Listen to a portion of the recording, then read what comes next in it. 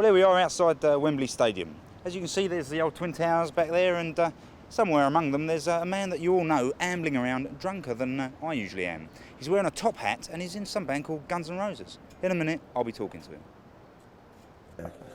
Yeah, it has been a while since. You know, the biggest thing is that we work so hard at playing, and yet everybody spends so much time just trying to pull out all this really negative, stuff about our, drugs and sex and band relationships and the guys in the band and stuff. And it makes it so hard for us just to concentrate on playing, which is one of the reasons why it took us long to get the record together. Because after a while, the hype just got to be overwhelming, and we locked ourselves away in the studio. And it was great to be in that element and just spend all our time playing.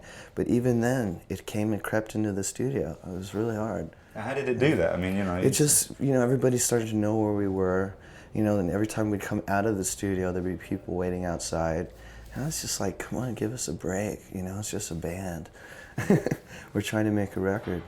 So like in between sessions, life on the street was hell, And we've adapted to it a little bit better than we had maybe a year ago when we first started to get really big, Then it really screwed with us. But now it's better, and we finished the record, and we got back on the road even before it was done, just to do what Guns N' Roses is all about, And we've been having a great time. It's been hectic, We've had stuff going on that's been out of hand, and I love it. It's like I'm surrounded in the element that I got into all this for, In the time that you not so much were away, but in the time that you locked yourselves in the studio and stuff like that, and even before that, do you feel at any point that any of you maybe lost touch with reality and stuff? Well, no, reality keeps coming up and kicking us in the ass, to tell you the truth.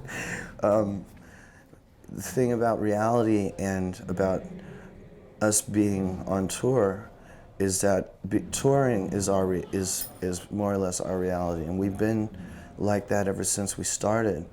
The worst thing about reality is when you're off the road and you're like, okay, you're trying to deal with the reality and take a walk to a club, or you don't feel like driving, or you're on the freeway, and then people recognize you and instantly screw your whole reality up because all of a sudden you're a pop star again. And I don't necessarily like being a pop star, although I appreciate the fact that we're popular and people like our music. So you have to try and figure out some way of getting everything on the same ground so that you don't go crazy. And we've gotten pretty good at it. So there's no complaints, but these are some of the things that we've had to deal with in order to keep on doing what we're doing and also have lives, because we're forced into having, when the tour ends, we're supposed to go home, that was hard, just getting home and actually buying a house and doing that whole bit. There seems to have been a lot of frustration in terms of playing on your part specifically, because you played on just about everybody and their grandmother's albums. I wouldn't go as far as to say that. No, but it was obvious that you wanted to get out and play it. Which maybe may not have been the case with everybody. The Stones shows, when we played, that was the first time we played since the Appetite for Destruction tour ended. The band had gotten so alienated, and even as individuals, were completely separated. And even though I was going through my little chemical problem at the time, the idea of doing the Stones gigs was to get the band back together and get the ball rolling again. So, because we were really losing touch with not only ourselves, but with what we were supposed to be doing, and what Guns N' Roses was all about. And so we went and we did the Stones gigs, and that's where it started. And then we tried to go to Chicago and get away from the LA scene, and just so we could get together and rehearse. The next thing you know, they printed in the paper where we were living. So there's hundreds of kids outside the apartment, and there's just no concentrating. Oh God, what was the other thing I was going to say? Getting back on tour, we went and played club gigs, and that really cemented it, you know, after doing the record and stuff. And then we just went out and started doing, you know, stadiums and all that stuff. We were amazed that we could go out and headline without a record, and the gigs were selling out, you know. It was a great way to break the band in. It was a lot like when we first started and we didn't have a record, you know, didn't have a record out, and we were going and opening up for Motley Crue and all that, and people had no idea who we were, and we pulled it off just because the band was good. And so we just did it again, you know, like started without having the album, and now people can get familiar with the material on the album by hearing it at the show, and then they can look for it on the record as opposed to the other way around, you know. Yeah, I mean, it is sort of about phases. It's very bass backwards. But I mean, in terms of like the actual records, I mean, you know, most people have enough problems putting out a single album, you know, and getting like 9 songs together or whatever. Well, you seem to have, you know, putting out 2 double albums on the same day. I mean, that's like commercial suicide, you know. It's not really I mean, our last one was 12 songs. This is like 13 and 14 on a record. So it's to us, it's like 2 single albums. But we worked our asses off to get that together. I don't think anybody realizes how much work that was, you know, especially when it comes out and people are like, oh, it's cool. They won't know how much went into it. It's like blood, sweat, tears. I mean, you know, it's heavy. The reason for doing it was because we had all this material that we somehow had not managed to either finish, or that didn't meet the deadline on the last record, or songs that, songs that we went through that whole period of being off the road and all the struggles that were going on then, and then stuff that we developed in the studio because we were getting so into playing that we'd established a sort of like real creative vibe happening, and we wanted to release all of it, you know, and we told the record company, we're just doing it, you know. I mean, if we have to pay for it ourselves, we're releasing it, and the record company was supportive. And now we have no backlog, you know, we can start fresh for the next one. So. Well, I'm amazed you mentioned the next one already. I mean, you know, this one. Yeah, well, we're talking about getting right in the studio and doing another one, just like 8, 9, 10 songs, you know. But it's the reason for the double record thing, you know, the reason they're separated was because if we're going to do all that material, we had to come up with a way of putting it out and where people didn't have to go out and spend, you know, God, it would be like 75 pounds over here, you know. No, I think. No, it would be. It was 30. It'd be about, yeah. It'd be too expensive. Too expensive, yeah. You know, and it's not fair to do, especially for our second record. I thought it was pretty pompous to like, okay, force everybody, if they're going to buy it, to spend that much money. So we separated them, and you know, you can buy one, and if you like it, you have the choice, you have the option to buy the other. At least it's not really pressing anybody to go out and spend that amount of cash, and it's all being released, so it's cool. I think we did a good job. Right. I mean, in terms of the songwriting and stuff, I mean, the first album, it was all songs were written by Guns N' Roses, and on this album, the songwriting's been credited to individual members and stuff like that. Does that suggest you're working in a different way? Or? No, on this album, it's all written and produced by Guns N' Roses, and one produced by Mike Klink and Guns N' Roses, right? As far as the songs go, it's pretty much the same as it was before. Like on Jungle, it was more or less me and Axl, but it was still written by Guns N' Roses as far as the credits go. We've always written in little pairs, or maybe 3 of us, or us and like Wes Arkeen, which is a friend of ours, you know, and it's pretty much the same as it was before. Right. I mean, Izzy seems to have sort of, you know, developed a side to songwriting that most people perhaps won't. Did you hear it? Yeah. Did you? Oh, you got to hear it. Yeah, okay, I didn't know that. Yeah, he's got like a few songs on there that have been around for a while. That one he wrote with me, one he wrote with this guy Wes. I think there's a couple songs that he wrote totally on his own that the band just embellished, you know. But it's still like Brownstone, he and I wrote before, and it's the same kind of scenario, you know, or him and Axl, you know.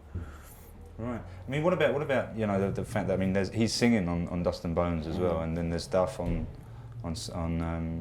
on So Fine. We're just getting it out. You know, this is all the different things that we didn't have the financial means, nor the support from the record company, because it's the first album, new band, first album to get into before. But we've been working on all kinds of stuff, and so it sort of made everybody happy. And the tunes are cool. You know, I'm even singing on one. On Dust and Bones, there's a part where I'm singing on it, and I don't sing. Jesus. But it was a song that me and Izzy actually wrote the lyrics together for.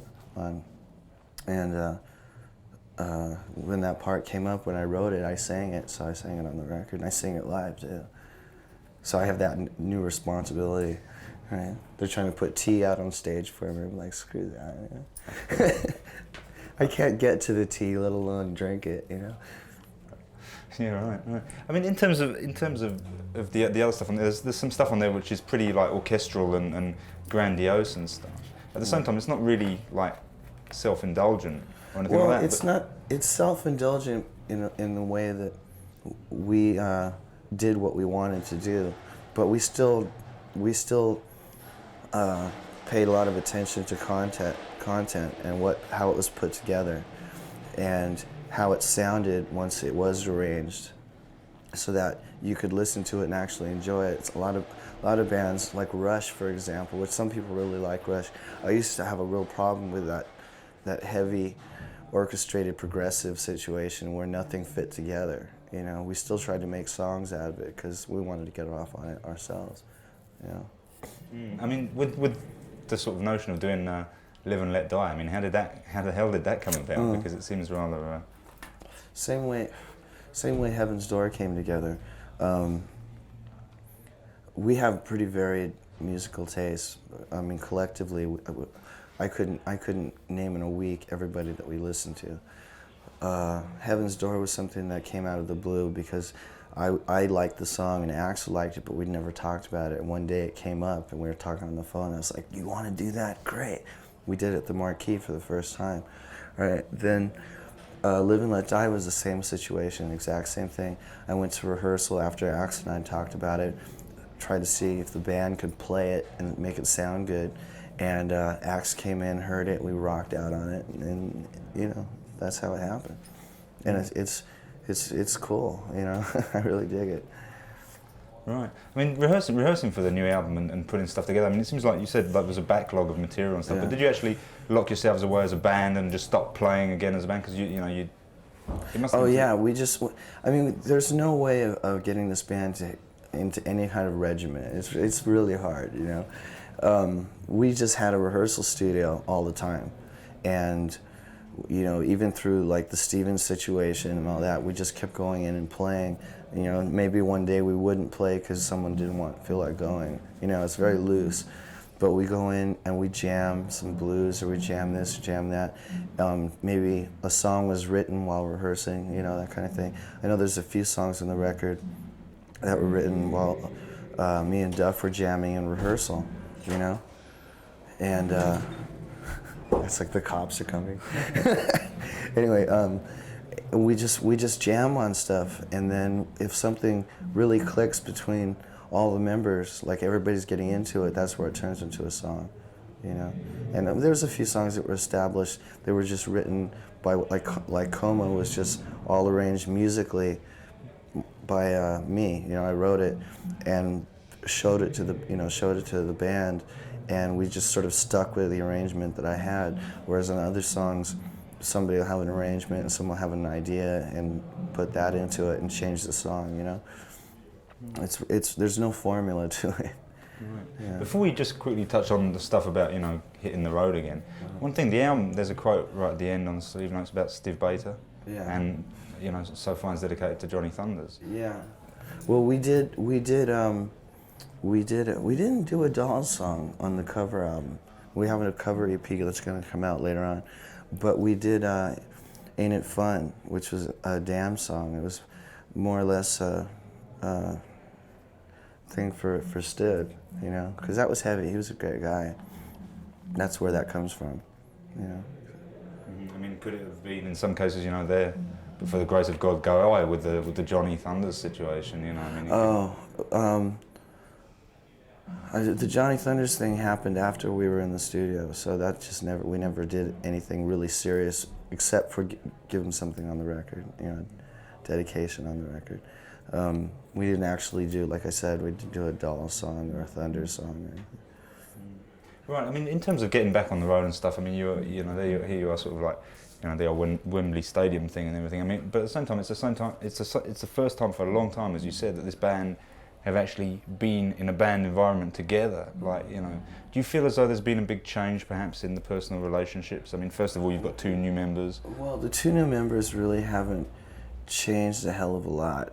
The main thing that's different is just being on a different, having the whole band on a different level as far as our being famous and stuff goes. That's the only big change. You have to deal with all these different things you never really thought about, or maybe you weren't expecting. But otherwise, it's still the same screwed up band it always has been, I mean, has it really been totally out of control and you've just got totally pissed off with it and just thought, well, that's it? No, my bond with this group is pretty much in my blood, so I'm willing to deal with anything, And I stick in there and make sure that we, it's like if I had to put it down to, well, do you want to keep playing, or are you just getting fed up? I go, I want to keep playing, and that's what keeps me working and dealing with some of the really crazy shit that goes down.